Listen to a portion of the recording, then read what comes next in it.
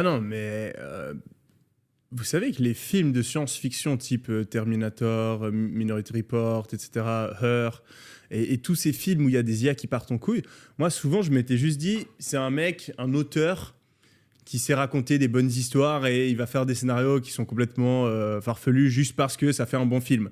Mais souvent, en fait, c'est pas du tout le cas. Ces films-là, ils sont co-écrits avec des experts en technologie, souvent.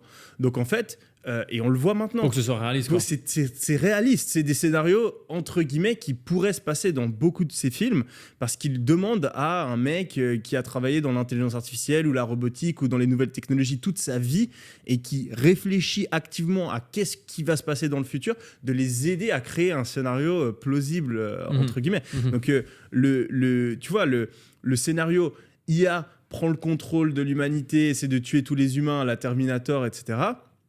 Moi, quand j'étais gamin, je me disais, science-fiction, rigolo, ça ne peut jamais se passer. Et après, tu grandis et tout d'un coup, oui, l'IA, en fait, tout d'un coup, elle passe le Turing test. Tout d'un coup, l'IA, elle peut te répondre à tes messages comme si c'était un pote.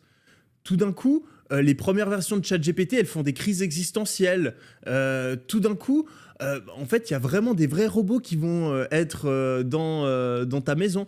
Tout d'un coup, on connecte le cerveau humain des gens avec des robots via Neuralink. Et en fait, tu te dis que si dans notre petite existence, il y a eu cet écart, dans les 20 prochaines années, quel écart est-ce qu'il va y avoir et à quel point, en fait, ces scénarios catastrophes deviennent réalité, quoi. De ouf. Surtout, le robot, il n'a pas les limitations d'un humain.